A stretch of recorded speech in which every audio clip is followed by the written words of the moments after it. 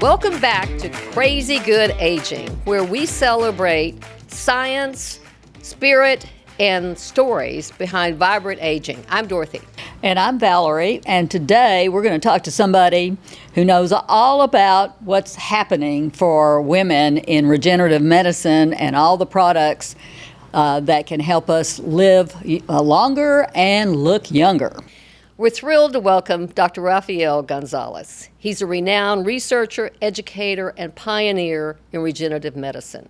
With more than 20 years in the field, he holds patents in cell-based technologies and therapeutics, has led conferences worldwide, and is currently focused on unlocking the secrets of immune health and slowing the biological clock.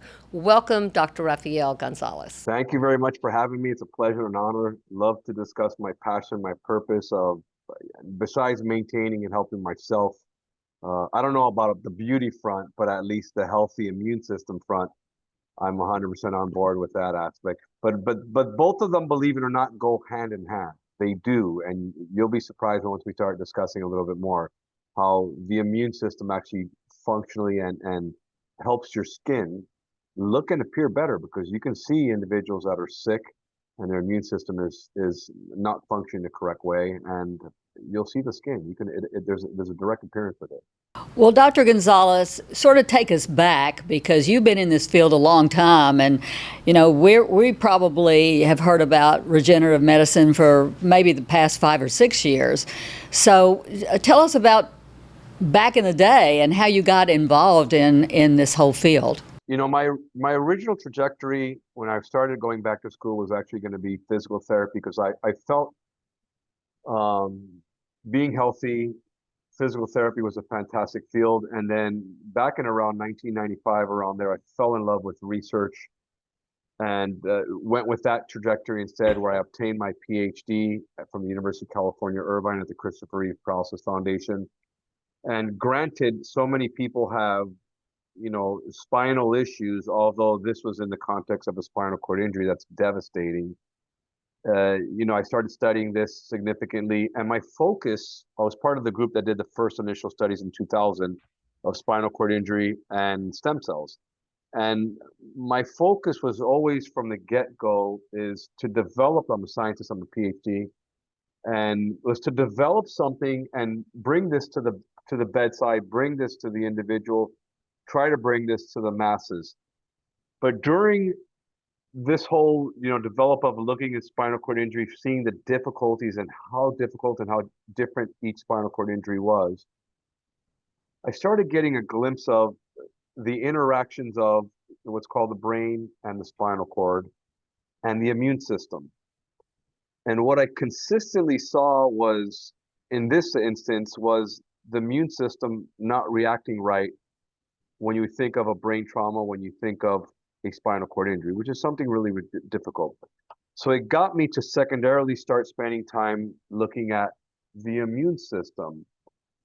And after several years of studying this and understanding the immune system, working with it, I basically come to a conclusion that, I mean, it's not I came to the conclusion, it's just everybody knows this already, is that the immune system is key to longevity.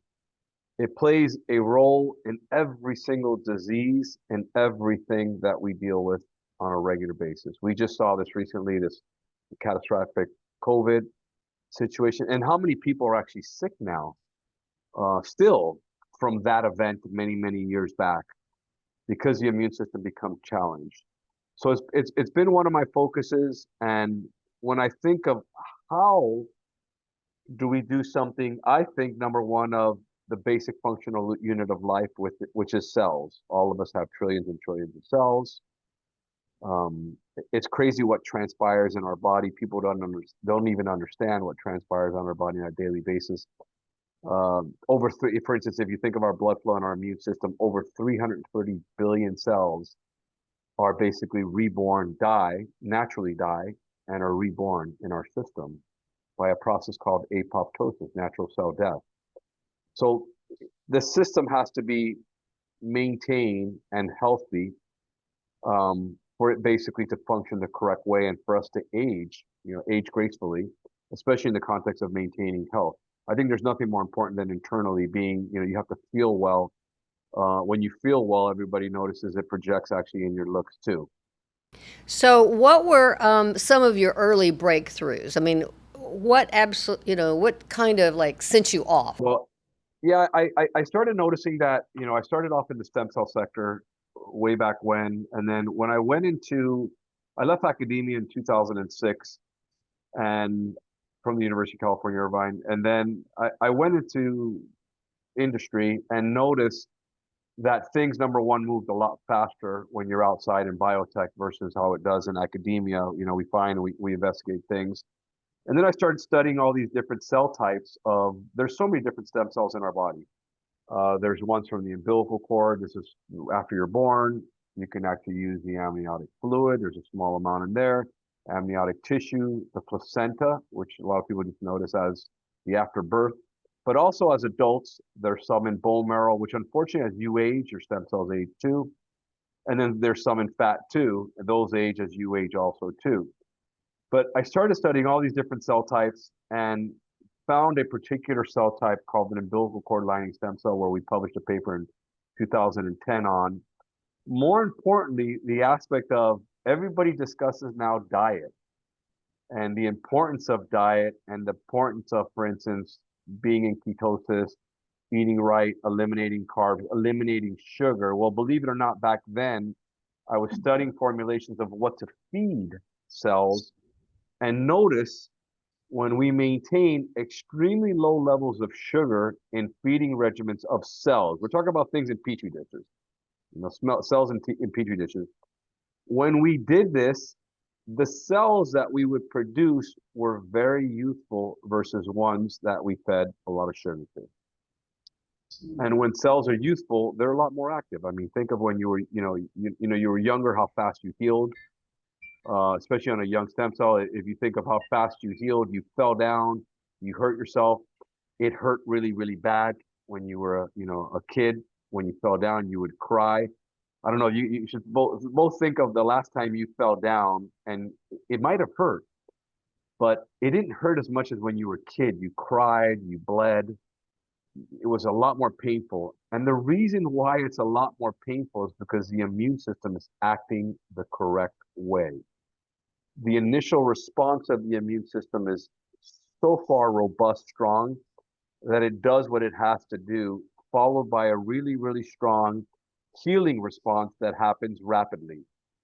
Unfortunately, when you're older, I'll give you a simple example. I don't know, probably like 10 years ago, I fell down on a scooter. My kids were like, come on, let's get on scooters. I fell down and I got up real quick because, of course, as adults, we don't want to embarrass ourselves. So we get up real quick. I got up real quick and, I basically said, my kids were like, are you okay? And I said, yeah, I'm perfectly fine. The whole side of my leg was all wiped out, all scraped, rashed, bloody. I said, yeah, I'm fine. Why? And I look over and I see this. And I mean, yeah, it hurt, but it didn't hurt like when I remember when I was a kid. If I fell down like that, I'd probably be screaming and crying. It's because the inflammatory response as you age, the immune system's not functioning as well. And what ends up happening is that you get a dull sort of chronic response, meaning a slow, long-lasting response. That same response that is supposed to take care of things is the same type of healing response that we get as adults. So using stem cells to basically boost the immune system is key. It's one of the keys. And there's other modalities that we can talk about too that work well that we can get into in a little bit. But it's one of the key things that I found, I saw, and fast forward to now, we're fortunate as a company, our company ReStem is in clinical studies for autoimmune disease, various different autoimmune disease, where we're seeing some pretty neat, results. And I'm very, very proud of having been the one that, brought this platform forward in what we do. So, that long ago, you realized that sugar, diet, all of that affected the immune system. I don't know that was widespread, though. I don't think that information. I mean, yeah, everybody talks about it now, but we've been doing this online publication for 11 years for women, so I've been reading everything, and I would say it's only been in the last 5, 6, maybe 7 years that the big focus on diet. So why was that not made a bigger deal, I suppose? Because a lot of times, being a scientist, people will look at things like, the diet thing didn't become big until we started talking about being natural, being organic, and how we're being toxified basically by the food that we're being fed now, by all the different dyes, by all the different issues that are out there in the foods, especially here in the United States. And that was just looked at as, well, you found a regimen to feed cells in a different manner that works really well in maintaining their youth. But I didn't, honestly, I didn't really even think of that as that big of a thing, except I found an optimal formula that maintains a very, very youthful stem cell type that we can actually use, and didn't think about it until I put two and two together when I started, for instance, working with other individuals that you look at companies such as Prolon, which you're familiar with, that are onto, that we're onto something and have done a ton of science on this, where what you're essentially doing is when you basically stop adding sugar and you stop, and it happens in diets too, you sort of slow down the cell division, cells divide. Remember, what we need to consider: aging is basically cells dividing, dividing, and dividing, and at some juncture, they stop dividing, and all they do is occupy space and cause havoc. This is actually called a senescent cell or a zombie cell. Simpler term is a zombie cell. No longer divides, no longer does anything, and it just occupies space and actually causes havoc to the surrounding area. So we now know that if we slow down the sugar intake, because the sugar intake increases a particular factor called insulin growth factor, that actually causes cells to proliferate a lot more. And when there's excessive proliferation, you're going to age and exhaust the amount of basically times a cell can divide. That's why bringing it down to sugar brings the pathway, it slows down the cell division and brings the pathway a different way, where you're producing the correct things to maintain youth. Well, there's sugar in just about everything, milk and bread and so on. So what are we talking about in terms of amount of sugar? Because, I just had a candy bar for lunch and it has Valerie, sugar in it. you got zombie cells going in you now. I mean, is there any sort of amount that you should stay away from? Because I don't think people are going to completely do away with sugar. They're not. What you have to focus on is minimizing it. For instance, what we discuss is basically low glucose, low sugar. If you think of energy in our body, anything you put in your mouth eventually forms glucose, which is sugar, which is C6H12O6 is the molecule, and it's the method of producing energy.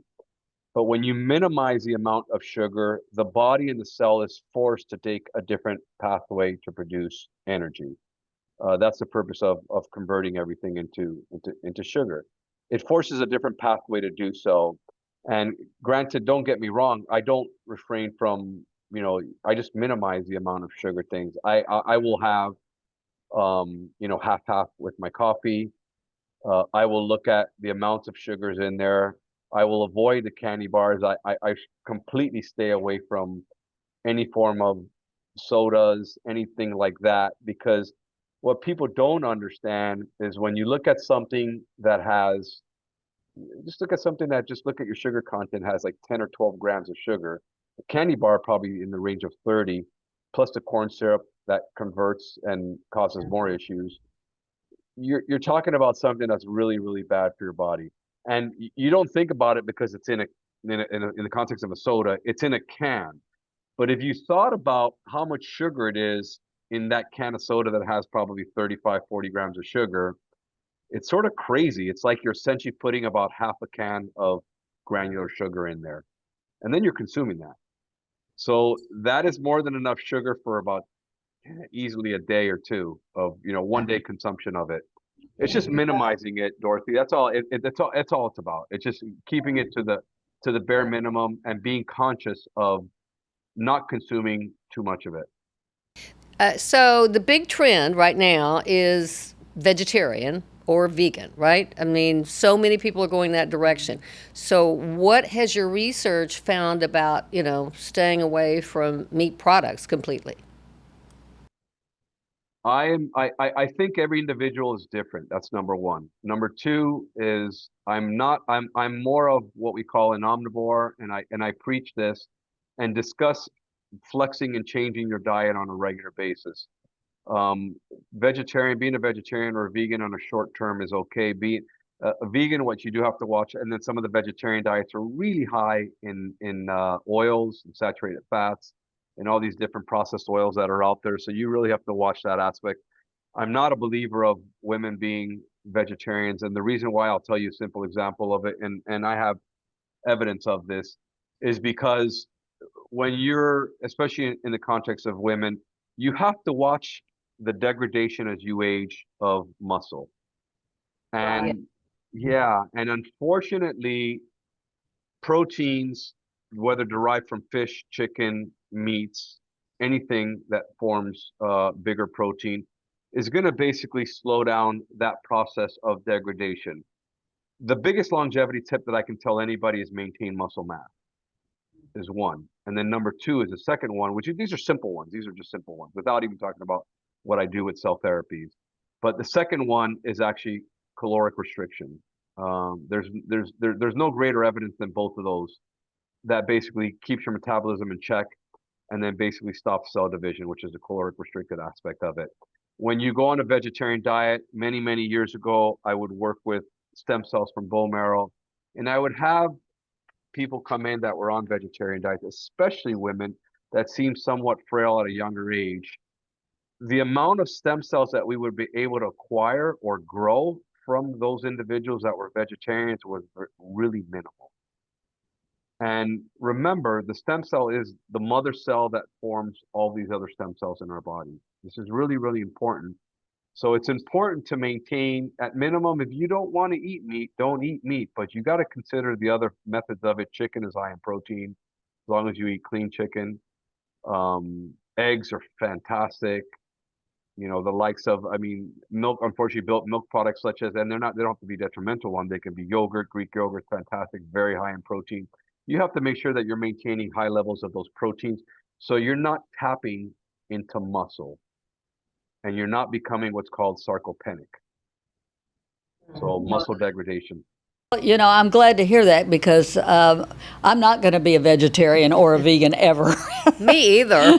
But I did give up soft drinks like 30 years ago. Yeah. In fact, if I have even one sip of a soft drink now, it's awful. It tastes horrible.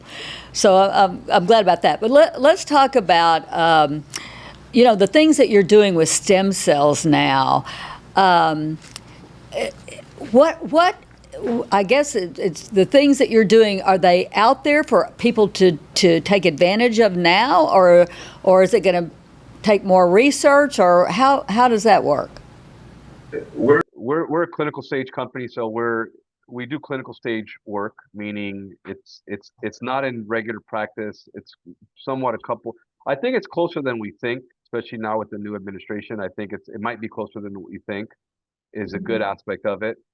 Um, it's still in clinical stages. We've gone sort of the smart route, and I was fortunate. I gave a talk many years ago at Brigham, Harvard, and I met an individual that had a specific disease, an autoimmune disease that affects. It's called polymyositis dermatomyositis. It affects skin. It affects muscle. It's a rare orphan disease. It's autoimmune disease, and eventually these individuals, it starts to affect their lungs.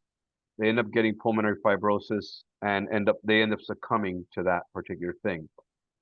The standard of care is normal, it's high dose steroid or other drugs that are problematic because those drugs suppress your immune system. They bring your immune system way down, makes you susceptible to cancer and to many other things, other viruses, other diseases, very susceptible. I met this individual and this wonderful angel said, I'm interested in your technology.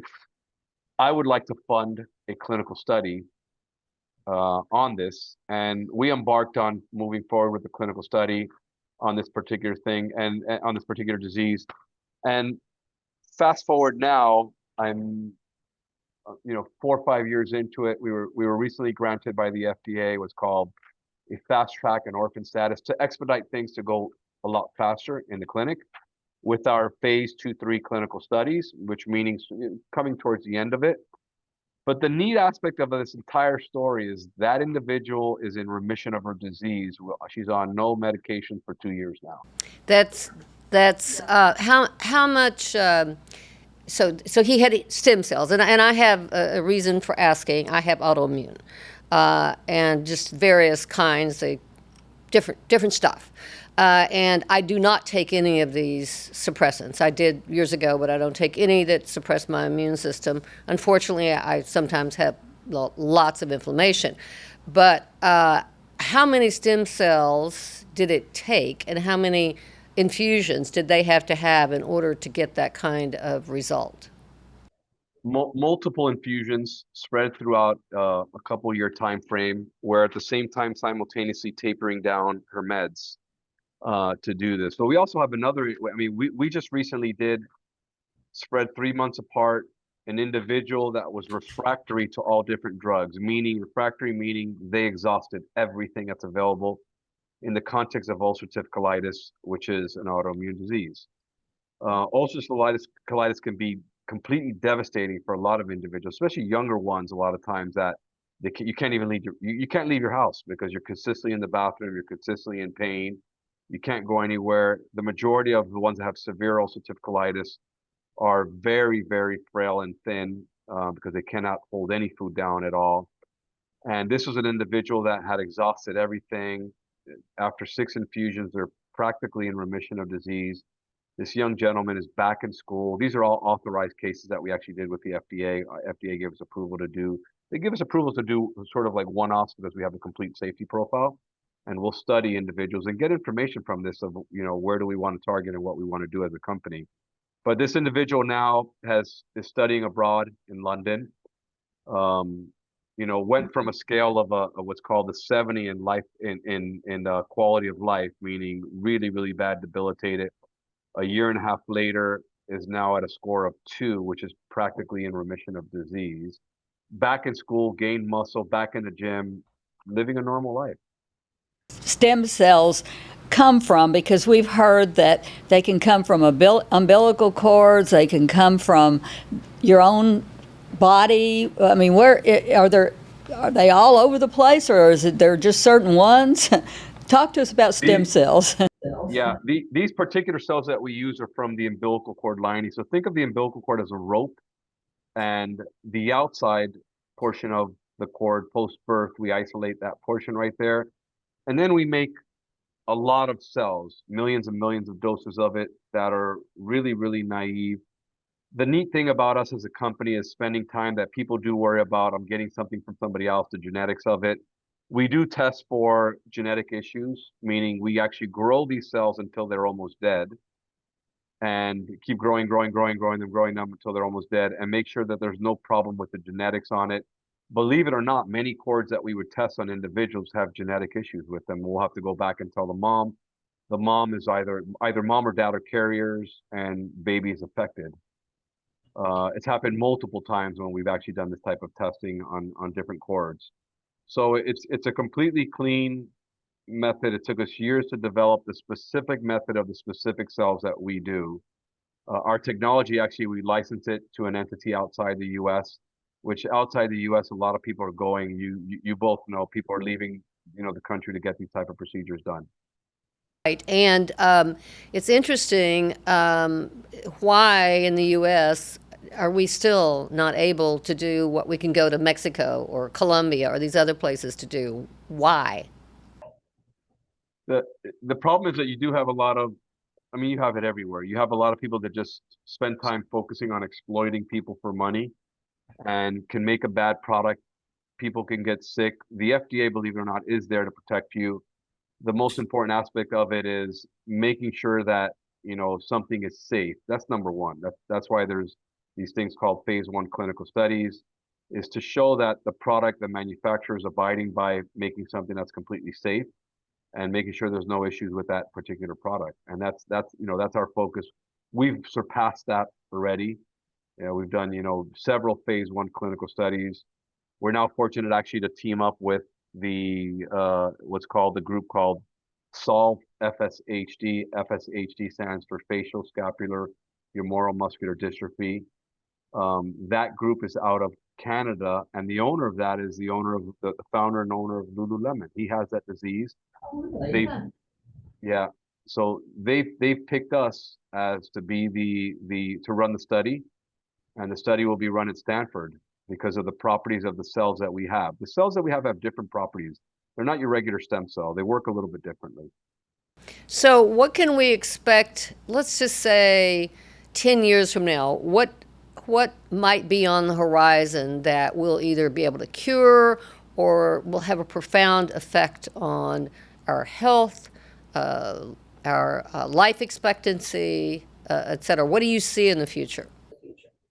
I think immune modification, which is the number one thing to longevity, the number one thing to health, is sort of bringing your immune system back to a younger state. This is in the horizon. I think stem cell products will be approved. There'll be some that'll be approved, specific ones that'll be approved within the next 5 years for specific things. And then that gives the opportunity to use them off the shelf for longevity, for whatever it may be. But the key thing is with the aging aspect of it is there's a term called, and I published a paper on this in 2015.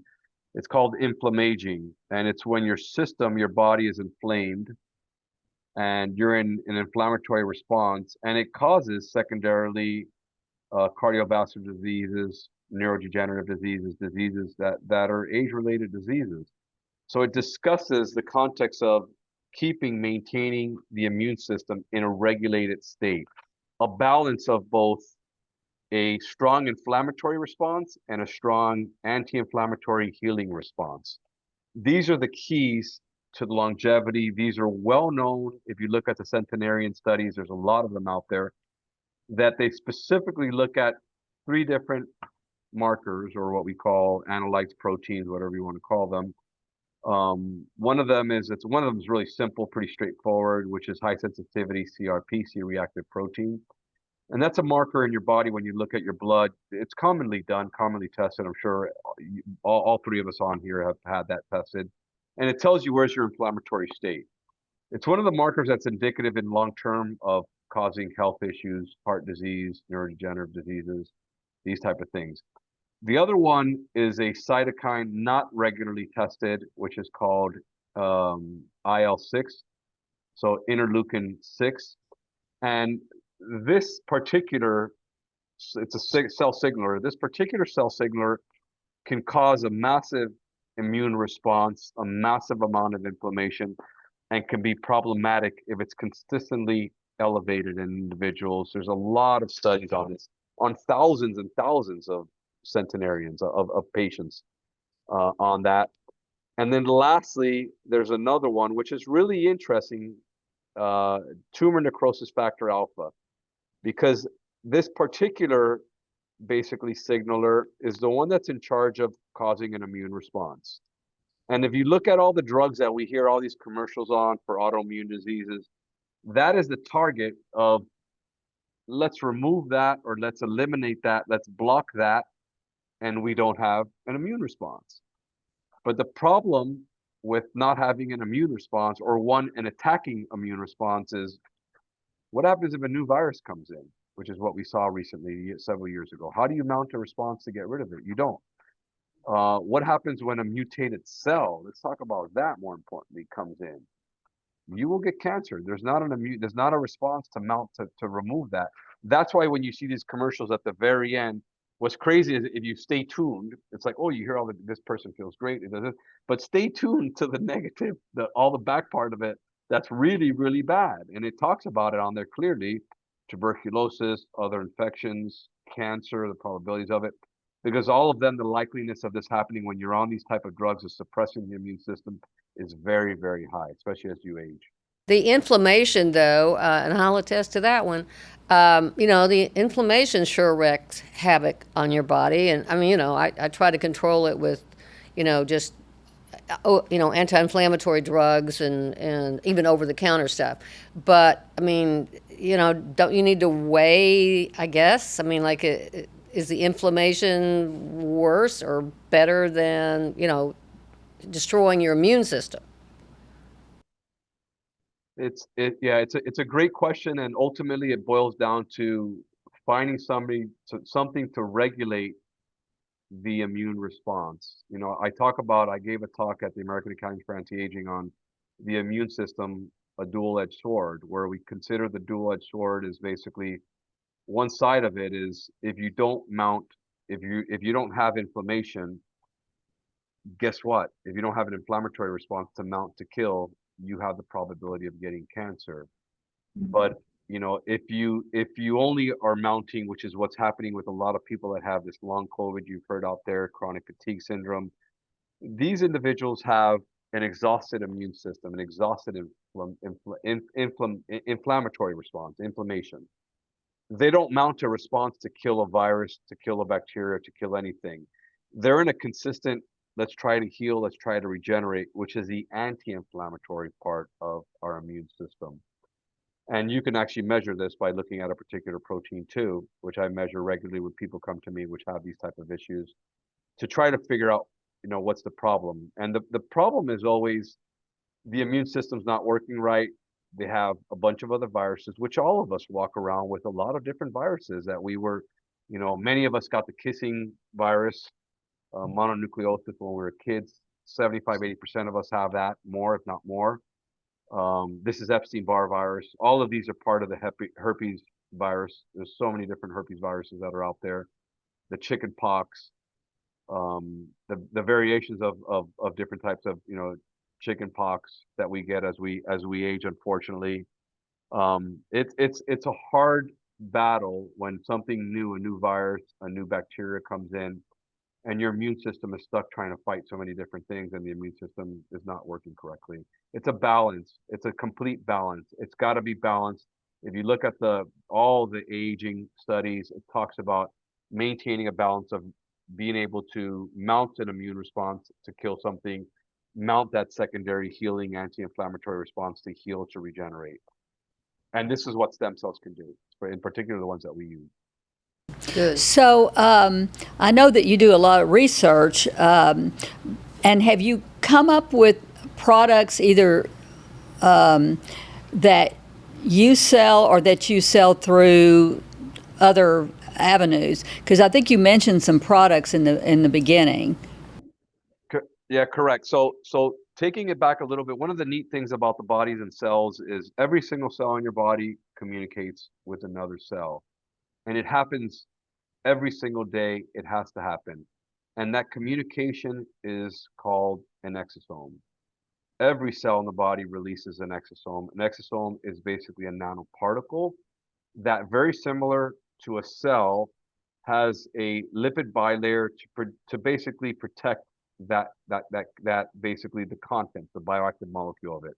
Simple example of stuff in men and women is the pituitary gland that's way up here in the back of the neck, around that area right there, is the master hormone regulator. And in the context of a man, when the testes needs to produce testosterone, that signal can be induced from all the way up here to have to travel all the way down there to tell the testes, I need you to produce testosterone.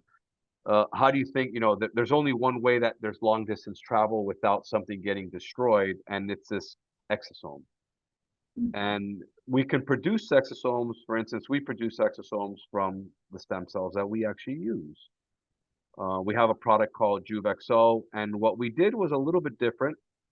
Is we actually took those cells and put them in a specific feeding regimen again, and coerced them to basically communicate out high molecular weight hyaluronic acid, collagen 1,3, some antimicrobials, and some growth factors that help with aging skin. That product is available doctor to doctor. We sell it to doctors where doctors normally use it following microneedling, radio frequency, CO2 fracture laser, chemical peels, because it enhances the healing effect really, really quickly, and it gives you a better appearance when we talk about beauty. That's great, because that's what we were asking about early on, is what are we going to do about our old skin. So it sounds like that might be a big help. Yeah. And fascinating. I mean, we could just keep going here with a longer conversation. Hopefully we'll get to have you back at some point, because this has been terrific. Yeah, great. I'm here to help. Pleasure and honor to speak to you. However I can help, I'm here to help. Thank you. Well, to our listeners out there, if you enjoyed this conversation, and I bet you did, be sure and like, subscribe, give us some comments below, and some feedback, and start subscribing to Crazy Good Aging. Okay, so that's a wrap. Join us next time for Crazy Good Aging. Yes. Hey, thanks so much.